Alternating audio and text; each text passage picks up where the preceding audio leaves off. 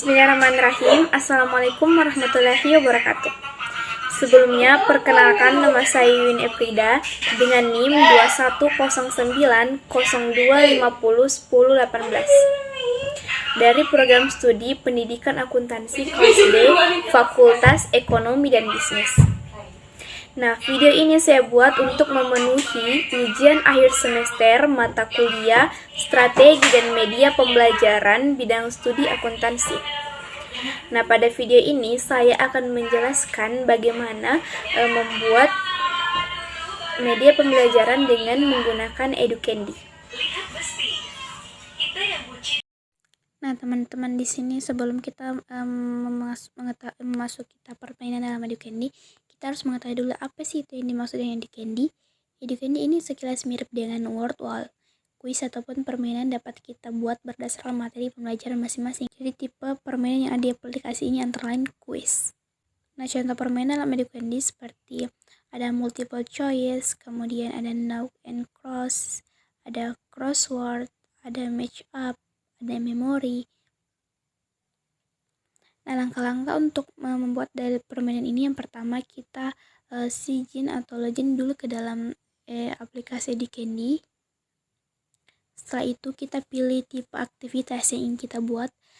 Ada menu words, matching pairs atau quiz question. Di sini saya akan memilih quiz question. Selanjutnya kita masukkan judul atau topik pelajaran yang akan ditambahkan dan tambahkan nama pelajaran. Setelah itu kita klik create, kemudian menambahkan konten pertanyaan. Kita dapat memilih mengklik teks, kemudian menambahkan pertanyaan beserta alternatif pilihan.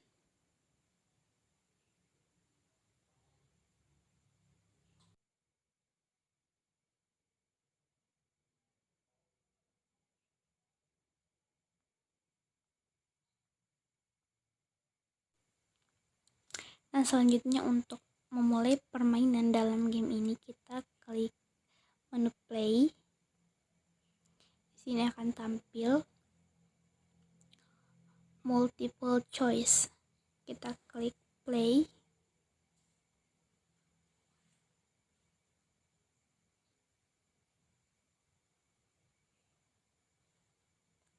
Lalu kita akan mulai menjawab pertanyaan yang telah kita masukkan tadi. Jenis-jenis laporan keuangan terbagi atas 5. Nah, benar. Komponen dalam akun laporan neraca yaitu, sini saya akan memilih opsi B, ternyata A. Selanjutnya siklus akuntansi dimulai dengan bukti transaksi. Nah, seperti itulah contoh dari permainan dalam Educandy ini. Nah, baik, untuk pembahasan pertama pada materi akuntansi dasar yaitu gambaran umum akuntansi. Nah, pertama-tama kita harus mengetahui apa itu akuntansi. Akuntansi merupakan terjemahan dari kata accounting yang bila kita terjemahkan dalam bahasa Indonesia yang berarti menghitung. Nah, secara umum akuntansi adalah sistem informasi yang dapat dipertanggungjawabkan untuk memberi laporan yang berhubungan dengan keuangan kepada pihak yang membutuhkan serta memberikan informasi tentang kondisi ekonomi dari perusahaan secara ekonomi. Nah, adapun beberapa pihak yang membutuhkan akuntansi. Yang pertama, ada pihak pemilik perusahaan, yang kedua ada manajemen, yang ketiga kreditur dan calon kreditur, yang keempat ada pemerintah, yang kelima ada buruh. Selanjutnya kita membahas mengenai fungsi akuntansi. Fungsi akuntansi ini terbagi menjadi beberapa bagian. Yang pertama, ada fungsi menganalisa dan mencatat transaksi-transaksi perusahaan. Yang kedua, meringkas catatan-catatan mengenai transaksi-transaksi perusahaan menjadi laporan keuangan.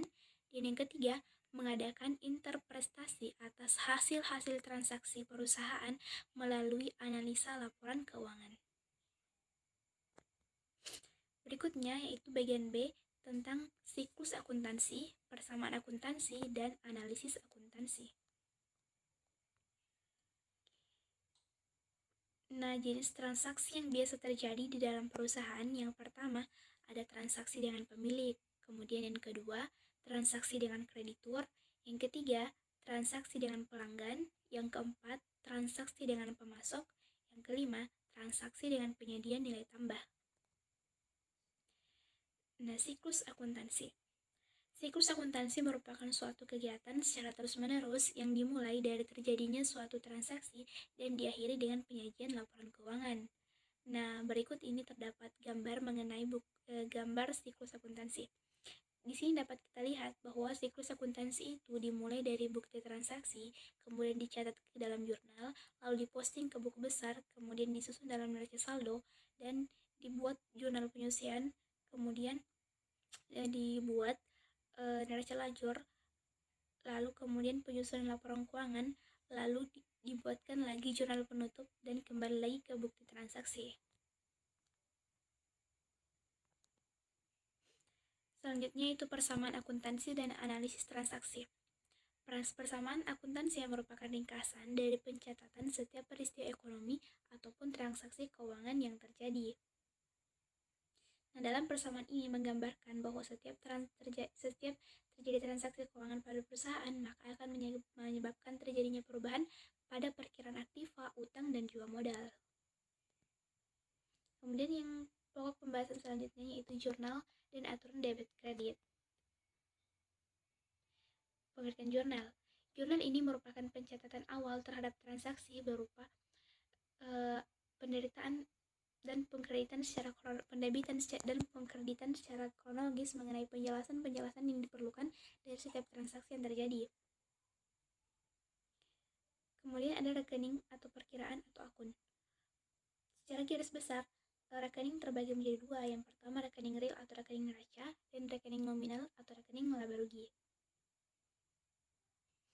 Adapun aturan debit kredit dalam penjurnalan. Akuntansi ini menggunakan sistem pencatatan berpasangan atau double entry system. Maksudnya ialah sistem pencatatan berpasangan adalah untuk setiap transaksi akuntansi yang terjadi, maka secara otomatis mempengaruhi debit dan juga kredit. Kemudian selanjutnya itu buku besar dan neraca saldo. Pertama itu pengertian buku besar. Buku besar merupakan sebuah buku akun-akun keuangan yang mencerminkan efek-efek keuangan dari transaksi perusahaan setelah mereka diposkan ke berbagai jurnal. Bentuk buku besar ini terbagi menjadi beberapa bentuk. Yang pertama ada bentuk T, kemudian ada bentuk kontrol atau bentuk besar 2 kolom, buku besar 2 kolom, kemudian ada bentuk stapel, dan ada bentuk stapel berkolom saldo rangkap.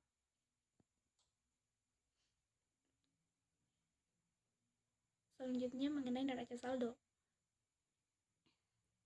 Fungsi dari neraca saldo adalah untuk mendeteksi setiap kesalahan penjumlahan yang terjadi di dalam pembukuan yang ada dalam sisi debit dan juga kredit.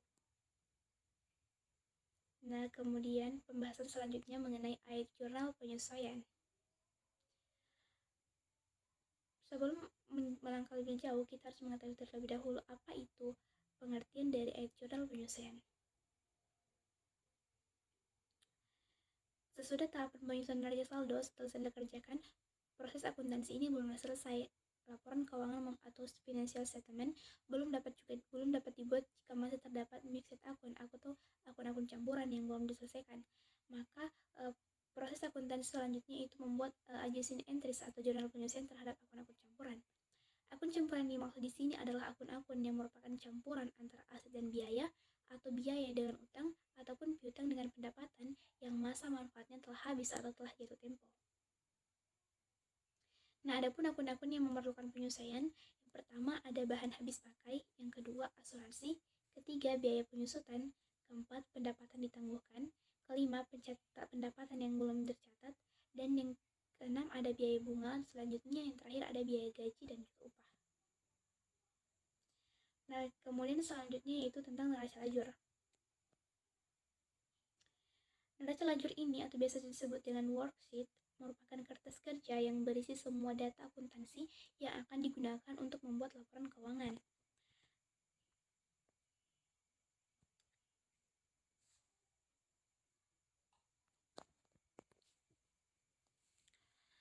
selanjutnya yang laporan keuangan. Laporan keuangan terdiri dari beberapa jenis. Yang pertama ada laporan laba rugi atau income statement. Kedua ada laporan perubahan ekuitas. Yang ketiga ada laporan neraca atau sekarang dikenal dengan laporan posisi keuangan. Yang keempat ada laporan arus kas, dan yang kelima ada catatan atas laporan keuangan. Nah, selanjutnya ada tentang jurnal penutup. Jurnal penutup merupakan jurnal yang dibuat untuk memindahkan atau menurunkan atau mengenolkan saldo perkiraan sementara sehingga perusahaan dapat mengetahui tentang laba rugi bisnis selama satu periode berjalan. Adapun tahapan dalam pembuatan jurnal penutup, yang pertama itu ada akun pendapatan. Kemudian ada akun beban. Yang ketiga ada ikhtisar laba rugi. Yang keempat ada akun privat. Bagaimana proses akuntansi dalam perusahaan dagang? Gambaran umum dari proses akuntansi dalam perusahaan dagang. Pencatatan dan prosedur akuntansi pada perusahaan dagang tidak mempunyai perbedaan dengan perusahaan jasa. Perbedaannya terletak pada kegiatan perusahaan saja. Di perusahaan jasa, kegiatan bisnisnya itu sebatas menjual jasa, sedangkan perusahaan dagang ini kegiatan perusahaannya meliputi pembelian barang dagang untuk dijual kembali tanpa merubah bentuk dari barang tersebut. Metode pencatatan dari akuntansi dagang ada terbagi menjadi dua. Yang pertama ada metode periodik, dan yang kedua ada metode permanen. Nah, selanjutnya ada harga pokok penjualan perusahaan dagang. Harga pokok penjualan atau biasa disingkat dengan HPP merupakan jumlah pengeluaran dan beban yang dikeluarkan secara langsung maupun tidak langsung untuk menghasilkan produk atau jasa. Nah, itulah penjelasan singkat dari saya mengenai tata cara pembuatan media pembelajaran. Lebih dan kurangnya mohon dimaafkan. Saya tutup dengan ucapan wabillahi taufiq wal hidayah. Wassalamualaikum warahmatullahi wabarakatuh.